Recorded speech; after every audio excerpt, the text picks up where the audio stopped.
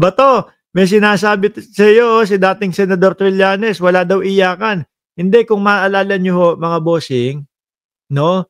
Kung maalala nyo po, mga kababayan, ang sabi ni Bato de la Rosa, dahil nga sinasabi, hindi kasi naniwala kay Trillanes eh.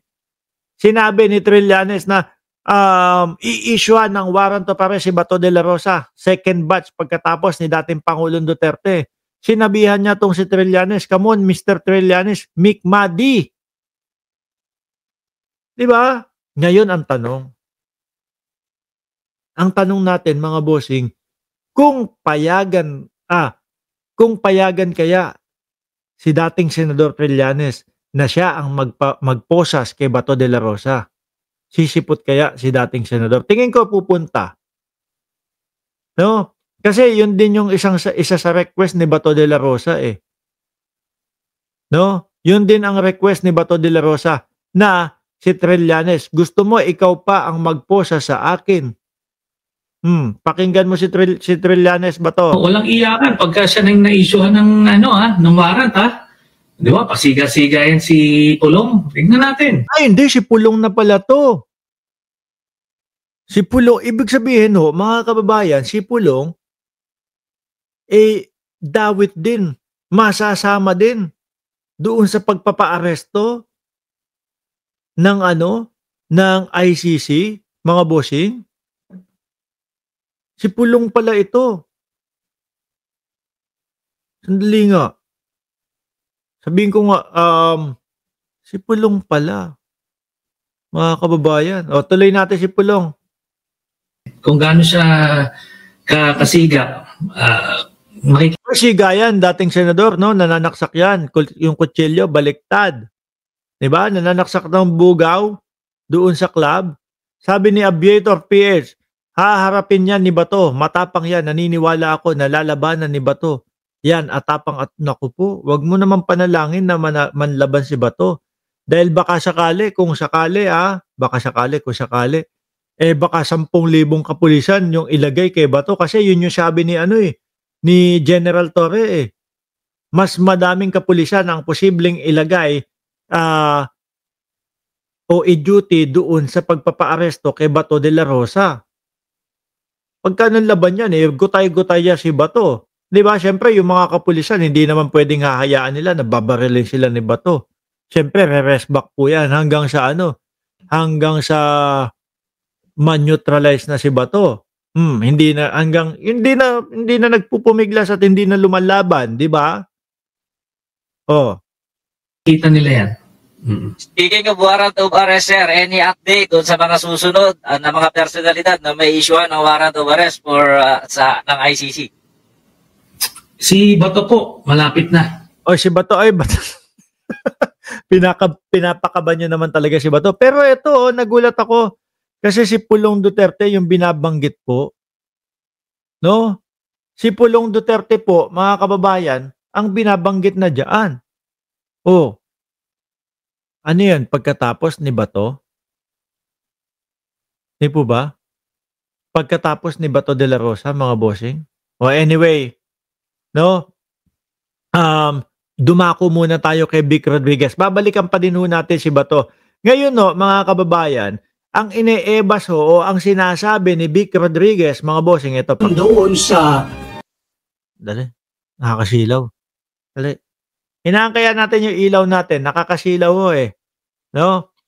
Ang sinasabi ni Vic Rodriguez, mga bossing, siya daw po ang nagpasimula kung bakit nadidiscover yung mga flood control at yung mga katiwalian daw po sa gobyerno, mga bossing. Pakinggan natin, si Vic Rodriguez, may sinasabi Bakit ba tayo umabot sa ganitong kalaking korupsyon? Hindi. Sige, ikaw na. Kasi yan naman po ang sasabihin niya Siya. Sabi ni Takushi, Bato, Pulong at Digong, doon kaya magpasko sa dahig? Maaari, pwede. Malaki ang tsansa. Diba? Panort. Ba't dahil meron na kaming oposisyon doon sa mga blanco sa Vice Cam report? Wala naman kayo napatunayan dyan. Pawang naging chismis na lang yan eh. Di ba? Huli nga si Baste Duterte dyan. Kung maalala nyo mga kababayan, ang post ni Baste Duterte, GAA, General Appropriation Act. Tapos yung medyo saliwa na, biglang binago yung post, biglang naging baykam-baykam. Ikaw talaga, Vic Rodriguez, ikukunik mo pa dyan yan. Noong 19 Congress, hindi ba't noong January of this year ay nagsampa na kami ng kaso sa Korte Suprema? So I think we'll just set the record straight. Nako, kayo na. Oh. It was not him ang nagbulgar nito. Sige, kayo na lang. Hindi, kitang-kita naman ho natin mga kababayan kung sino talaga ang nanguna dyan. No? Si Pangulong Bongbong Marcos, mga bossing, nung bumagyo, nung nag-uulan, nagtataka bakit nagbabahaan. So ngayon, gumawa siya ng research. Inalam niya kung sino yung mga contractor, etc. Kung nasaan yung mga flood control. Sila sabay kam lang yung mga sinasabi nila kung ano-ano. Invento pa.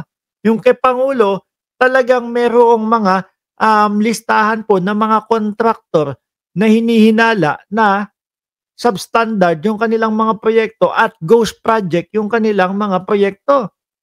Di po ba? Ngayon, inilabas yung 15. Yung 15 naman po, mga bossing chipamo, sir, hindi naman natin sinasabi lahat na hindi naman po natin sinasabi, mga boss chipamo, sir, na lahat po yun ay na sabi ni Sangkay Janjan, martial law is near. Sabi ni Sangkay Janjan. Ulitin ko, yung 15 na inilabas ni Pangulong Bongbong Marcos, hindi naman po natin sinasabi na lahat yun ay substandard ang gawa o may ghost project. Di po ba? Pero doon po nag-umpisa lahat hanggang sa umabot na nagkaroon, naglagay na ng sumbong mo sa Pangulo, hanggang sa pinuntahan na ng Pangulo, hanggang yung ibang mga senador, kagaya po ni Senator Ping Lacson, tumitingin na nung mga nagsusumbong doon sa sumbong mo, Pangulo na site. Tapos ang gagawin nila, beberepakahin po nila doon sa kung natapos na ba sa mga dokumento, mga papeles. Kung natapos ba yung mga proyektong ganito na isinusumbong. Tapos ang gagawin nila, pupuntahan nila. Nung panahon ng baykam-baykam, wala naman kayong ganyan eh. Diba? Tapos ngayon aakuin ninyo na kayo di nga. Sabi ni Aviator tuloy sa'yo, nakakalbo na sa paninira. Mga kulaong na yan. Binigyan ng tip ni Biko noong pumunta siya sa Pasig. Isa din ho yun, di ba? Sabi ni Takushi, si BP Sara nasa Negros po pumunta sa Moises Padilla, La Castellano, Kabangkalan noong Martes, mga lodi. Ano ginawa ni Vice Presidente doon? Nag-bring him home din? Ito ay matagal na naming sinasabi as early as 2024. And kung pwede niyong i-dig yung inyong mga, kung I'm sure you have baykam-baykam lang kayo doon, puro mga inuuto nyo pa yung mga Pilipino doon. a report there. When I filed my candidacy, noon pa lang, I'm not attributing anything nice or greatness to me, please, no. Pero doon pa lang sinabi ko na, tinanggap ko yung hamon na kumandidato bilang independent. Nauto ka lang. Uy, bilang independent, hindi ba kasama si Vic Rodriguez doon sa Duterte? Di ba lagi siyang kasama doon? Di ba sila Marcoleta? Pag nadikit sa mga Dutertes, ganyan na mga nangyayari sa kanila. Ewan ko ba kung bakit may mga followers pa din itong mga ito at may mga utu-utu pa din ho dito sa mga ito, no? Bilang tunay na oposisyon upang ilunsad yung war on corruption. Noon pa lang meron na eh. Noong 2024 budget. Siniksik mo na naman yung sarili nyo dyan. Diba? Ito ang Pangulo hanggang ngayon nagtatrabaho para mas malaman yung mas madaming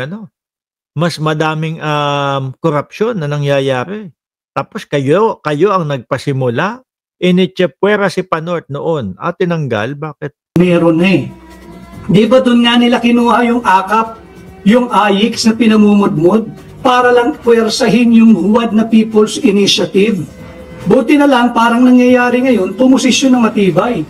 Yung sambayan ng Pilipino in one of the survey, I think it's Pulse Asia, feel free to correct me, 88% ng Pilipino nagsabi, no, huwag niyong pakialaman ang ating saligang batas, maging yan na ikahapon, ngayon, bukas at sa mga darating na panahon. No. Oh, may ganun pala, ano. Ang naririnig ko kasi doon sa mga DDS lagi, mga bossing, meron daw pong bag-bag. Itim na bag daw po, punong-puno daw po ng pera, tapos 150 million ang laman, tapos daw, yun daw po yung bayad doon sa mga congressman para i-impeach si Sara Duterte. Hindi naman ho ako naniniwala kasi solido po yung ano yung mga ebidensya laban sa Vice Presidente, 'di ba? May nakikinig pa ba diyan si Vic Rodriguez? Tayo, Jun Gabuyo, na pinagtsatsagaan natin si Vic Rodriguez. Oh. May rejection eh. So umatras sila doon. And then what happened next? Pinepuwersa nila yung impeachment ni Vice President Inday Sara Duterte. Sure, we are all for transparency, full accountability and justice. Pero ginamit nga ng mali-uli yung pera doon eh. Di ba naglabasan din, no less than the ally of the current administration, si Congressman Toby Tiangco, in one of his many interviews, he said, Si Choby Chanco na yung nabotas hanggang ngayon baha pa din. yung mga pagpirma-pirma, linargahan ng pondo galing sa 2025 budget eh. Sinong pumirma ng 2025 national budget? Kung saan Sige, pagbigyan natin na pinirmahan ni Pangulong Bongbong Marcos, alam niya ba na nanakawin yung pera na yon? Di ho ba mga kababayan? Sabi ni Takushi, mga DDS vlogger hinahamon ni Jeffrey sa debate kaso hindi makasagot kasi hinahanap yung yun yung nandoon, yung sa Canada, magaling din ho yung makipagdebate. Di ba? Talagang minumura yung mga DDS noon. Talagang kapag kagalit, galit talaga. iksik, hitik, liglig, umaapaw, ang korupsyon at yung mga Noong panahon ni Duterte, yan ang nakikita namin ngayon, no? Aviator PH, kakaperaso na lang ang buhok niyan. Sa ulo, bida-bida pa.